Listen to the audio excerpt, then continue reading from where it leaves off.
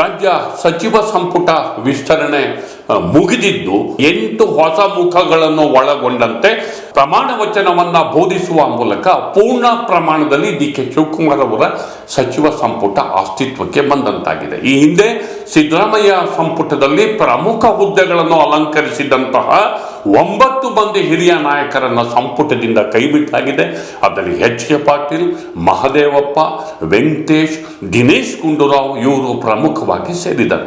ಇವೆಲ್ಲಕ್ಕಿಂತ ಒಂದು ರೀತಿಯಲ್ಲಿ ಆಶ್ಚರ್ಯದ ಸಂಗತಿ ಎಂದರೆ ಈ ಸಂಪುಟದಲ್ಲಿ ಒಬ್ಬರೇ ಒಬ್ಬ ಮಹಿಳೆಯರಿಗೆ ಅವಕಾಶ ಇಲ್ಲ. ಒಬ್ಬರೇ ಒಬ್ಬ ಮಹಿಳೆಯರಿಗೆ ಕಾಂಗ್ರೆಸ್ ಪಕ್ಷದ ಸರ್ಕಾರದಲ್ಲಿ ಸಂಪುಟದಲ್ಲಿ ಅವಕಾಶ ಇಲ್ಲ. ಇದು ವಿವಾದಕ್ಕೆ ಗುರಿಯಾಗಿದೆ. ಹಾಗಾದ್ರೆ ಏನೆಲ್ಲ ವಿಶೇಷಗಳು ಈ ಬಗ್ಗೆ ಇಂದಿನ ಮಾತು ಮಂಥನ ಸ್ನೇಹಿತರೆ.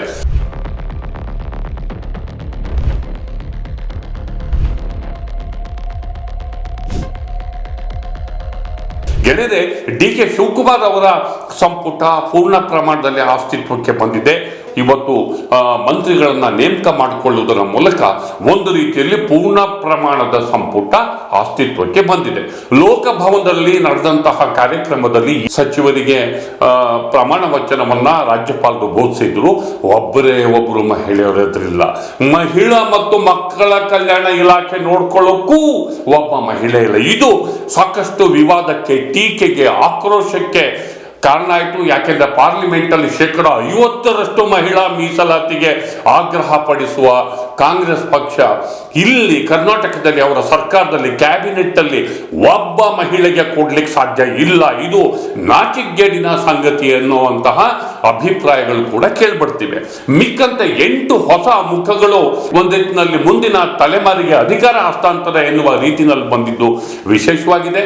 ನೆಕ್ಸ್ಟ್ ಜನರೇಷನ್ ಅಲ್ಲಿ ಮುಖ್ಯವಾಗಿ ರಿಜ್ವಾನ್ ಅರ್ಷದ್ ಅವರು ಮಂತ್ರಿಯಾಗಿದ್ದಾರೆ, ವಿಜಯಾನಂದ ಕಾಶ್ಯಪ್ನವರು ಮಂತ್ರಿಯಾಗಿದ್ದಾರೆ, ರಘುಮೂರ್ತಿ ಅವರು ಮಂತ್ರಿಯಾಗಿದ್ದಾರೆ, ಶಿವಲಿಂಗೇಗೌಡ ಮಂತ್ರಿಯಾಗಿದ್ದಾರೆ, ಅಜಯ್ ಧರ್ಮ್ ಸಿಂಗ್ ಅವರು ಕೂಡ ಮಂತ್ರಿಯಾಗಿದ್ದಾರೆ. ಹೀಗೆ 8 ಮಂದಿಗೆ, ಬಸವಂತಪ್ಪ ಅವರು ಮಂತ್ರಿಯಾಗಿದ್ದಾರೆ. 8 ಹೊಸ ಮುಖಗಳಿಗೆ ಮಂತ್ರಿ ಸ್ಥಾನ ಲಭ್ಯ ಆಗಿದೆ. ಉಳಿದಂತೆ ಲಕ್ಷ್ಮಣ ಸವದಿ, ಹಾಗೇನೆ ಬಳ್ಳಾರಿಯ ನಾಗೇಂದ್ರ, ಚಲುವರಾಯಸ್ವಾಮಿ, ಈ ತರ ಹಳೆ ಮುಖಗಳು ಮತ್ತೆ ಇಲ್ಲಿ ಪುನರಾವರ್ತನೆ ಆಗಿರೋದು ಒಂದು ವಿಶೇಷ. ಶಿವರಾಜ್ ತಂಗಡಿಗೆ ಕೂಡ ಮತ್ತೊಮ್ಮೆ ಮಂತ್ರಿ ಆಗುವ ಯೋಗ ಸಿಕ್ಕಿದೆ. ಎಲ್ಲದಕ್ಕಂತೂ ವಿಶೇಷ ಏನು ಅಂದ್ರೆ ಪಟ್ಟಿಯಿಂದ ಇನ್ನೇನು ಹೊರಗೆ ಹೋಗೇ ಬಿಟ್ರು ಅನ್ನುವಂಥ ಸಂದರ್ಭದಲ್ಲಿ ಜಮೀರ್ ಅಹಮದ್ ಅವರು ಕೂಡ ಮಂತ್ರಿ ಸ್ಥಾನವನ್ನ ಪಡ್ಕೊಳ್ಳೋದಲ್ಲಿ ಯಶಸ್ವಿಯಾಗಿದ್ದಾರೆ. ಹಾಗೆಯೇ ಸಲೀಂ ಅಹಮದ್ ಅವರಿಗೆ ವಿಧಾನ ಪರಿಷತ್ತಿನ ಸಭಾಪತಿ ಸ್ಥಾನವನ್ನ ಕೊಡಲಾಗುತ್ತಿದೆ. ಇದು ಇವತ್ತಿನ ಓವರ್ ಆಲ್ ಡೆವಲಪ್ಮೆಂಟ್. ಇದು ಸಹಜವಾಗಿ ಕೆಲವು ಶಾಸಕರಿಗೆ ಆಕ್ರೋಶವನ್ನ ತರಿಸಿದೆ. ಹಾಗೆಯೇ ಯಶವಂತರಾವ್ ಅವರು ಇರ್ಬೋದು, ತನ್ವೀರ್ ಸೇಠ್ ಇರ್ಬೋದು, ಹೀಗೆ ಬೆಳ್ಳೂರು ಗೋಪಾಲಕೃಷ್ಣ ಇರ್ಬೋದು, ಅವರು ನಾವು ಶಾಸಕ ಸ್ಥಾನಕ್ಕೆ ರಾಜೀನಾಮೆಯನ್ನ ಕೊಡ್ತೇವೆ ಅನ್ನುವಂತಹ ಮಾತನ್ನು ಹೇಳಿದ್ದಾರೆ.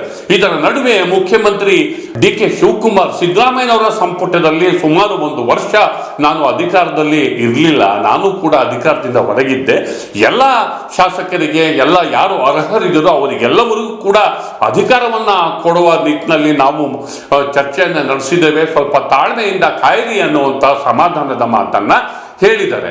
ಒಟ್ಟಾರೆ ಈ ಒಂದು ಸಚಿವ ಸಂಪುಟ ಪೂರ್ಣ ಪ್ರಮಾಣದ ಸಚಿವ ಸಂಪುಟ ಅಸ್ತಿತ್ವಕ್ಕೆ ಬಂದಿದೆ. ಆದರೂ ಕೂಡ ಯಾರಿಗೆ ಯಾವ ಖಾತೆಯನ್ನು ಕೊಡ್ತಾರೆ, ಬರದಂತ ಸಮಸ್ಯೆ ಇದೆ, ರೈತರ ಸಮಸ್ಯೆ ಇದೆ, ಯಾರಿಗೆ ಯಾವ ಖಾತೆಯನ್ನು ಕೊಡ್ತಾರೆ ಅನ್ನೋದ್ರ ಮೇಲೆ ಮತ್ತು ಹೇಗೆ ಯುವ ಮುಖವನ್ನು ದುಡಿಸ್ಕೊತಾರೆ ಅನ್ನೋದ್ರ ಮೇಲೆ ಮುಂದಿನ ಸರ್ಕಾರದ ಕಾರ್ಯವೈಖರಿ ಡಿಪೆಂಡ್ ಆಗಿದೆ ಅನ್ನೋ ಮಾತನ್ನು ಹೇಳ್ತಾ ನನ್ನ ಮಾತನ್ನು ಮುಗಿಸಿದ್ದೇನೆ. ದಯವಿಟ್ಟು ದಿ ಪೋಸ್ಟ್ ನೋಡಿ, ಲೈಕ್ ಮಾಡಿ, ಶೇರ್ ಮಾಡಿ, ಸಬ್ಸ್ಕ್ರೈಬ್ ಮಾಡೋದಕ್ಕೆ ಮರಿಬೇಡಿ ಗೆಳೆಯರೆ. ನಮಸ್ಕಾರ.